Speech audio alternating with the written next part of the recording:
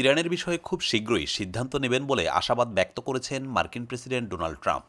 পরমাণু কর্মসূচি ও নিষেধাজ্ঞা ইস্যুতে শনিবার ওমানের মধ্যস্থতায় যুক্তরাষ্ট্র ও ইরানের মধ্যে ইতিবাচক ও গঠনমূলক আলোচনার পর এমন মন্তব্য করলেন মার্কিন প্রেসিডেন্ট। স্থানীয় সময় রোববার এয়ারফোর্স ওয়ানে সাংবাদিকদের ডোনাল্ড ট্রাম্প বলেন, তিনি ইরান বিষয়ক উপদেষ্টার সাথে আলোচনা করেছেন। দ্রুত তিনি এই বিষয়ে সিদ্ধান্তের আশা করছেন। তবে এই বিষয়ে ট্রাম্প আর কোনো বিস্তারিত তথ্য দেন।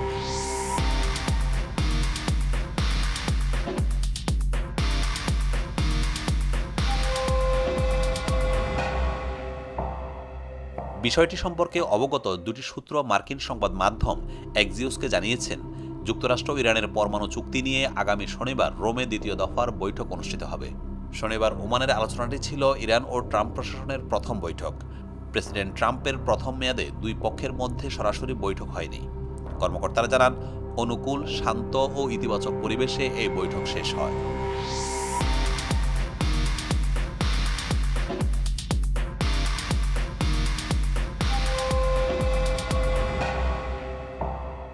আলোচনা শেষে ইরানের রাষ্ট্রীয় টেলিভিশনে দেওয়া বক্তব্যে দেশটির পররাষ্ট্রমন্ত্রী আব্বাস আরাগচি জানান, প্রথম পর্বের আলোচনায় দুই পক্ষই সমঝোতায় পৌঁছাতে আগ্রহ দেখিয়েছে। আগামী 19 এপ্রিল দ্বিতীয় পর্বের আলোচনার সম্ভাবনা রয়েছে বলে জানান তিনি।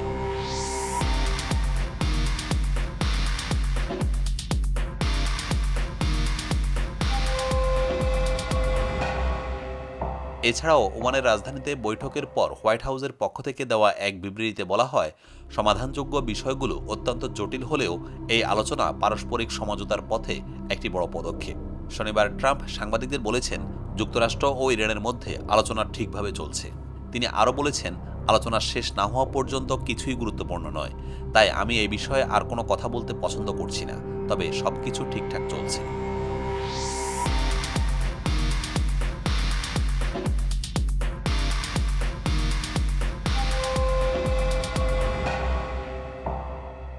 ইউক্রেনে যুদ্ধবিরতিতে মস্কোকে বাধ্য করার জন্য আন্তর্জাতিক সম্প্রদায়কে কঠোর ব্যবস্থা গ্রহণ করার আহ্বান জানিয়েছেন ফরাসি প্রেসিডেন্ট ইমানুয়েল ম্যাক্রো।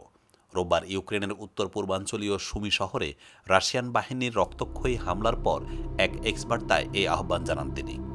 এক্স বার্তায় ম্যাক্রো বলেন, সবাই জানে এই যুদ্ধ রাশিয়া নিজেই শুরু করেছিল, আর এটাও স্পষ্ট যে রাশিয়া নিজেই এটি চালিয়ে যাওয়ার সিদ্ধান্ত নিয়েছে। মানুষের জীবন, আন্তর্জাতিক আইন এবং মার্কিন প্রেসিডেন্ট ডোনাল্ড ট্রাম্পের কূটনীতিক প্রচেষ্টার প্রতি স্পষ্ট অবজ্ঞা করেই তারা এই যুদ্ধ চালিয়ে যাচ্ছে।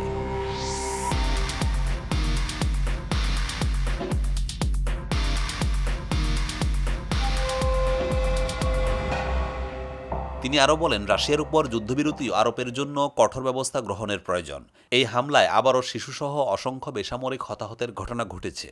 ইউক্রেনীয় কর্তৃপক্ষ জানিয়েছে, রোববার সকালে রাশিয়ার সীমান্ত ঘেঁষা সুমি শহরের কেন্দ্রে দুটি ব্যালিস্টিক ক্ষেপণাস্ত্র হামলা চালায় মস্কো। হামলায় অন্তত 32 জন নিহত হয়েছে এবং আহত হয়েছেন 99 জন, যাদের মধ্যে শিশুও রয়েছে। হামলার ধ্বংসযোগ্য ও প্রাণহানির মাত্রা এই যুদ্ধের বেসামরিক পর্যায়ের আরও একটি নির্মম দৃষ্টান্ত হিসেবে দেখা হচ্ছে। ইউক্রেন দাবি করেছে, এই হামলা ছিল উদ্দেশ্য প্রণোদিত এবং সরাসরি বেসামরিক এলাকাকে লক্ষ্য করে চালানো হয়েছে।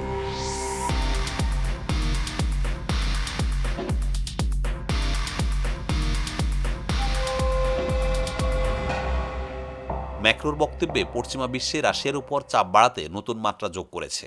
তার আহ্বানে একটি বড় রাজনৈতিক বার্তা বহন করছে, যা ইউরোপীয় ও আন্তর্জাতিক নীতি নির্ধারকদের কাছে রাশিয়ার বিরুদ্ধে আরও কড়া পদক্ষেপ নেওয়ার আহ্বান হিসেবে বিবেচিত হতে পারে। এই ঘটনার পর জাতিসংঘ ও ইউরোপীয় ইউনিয়নের পক্ষ থেকেও নিন্দা জানানো হয়েছে। কূটনৈতিক মহলে জোর আলোচনা চলছে রাশিয়ার উপর নতুন করে নিষেধাজ্ঞা আরোপ কিংবা সামরিক সহায়তা বৃদ্ধির সম্ভাবনা নিয়ে।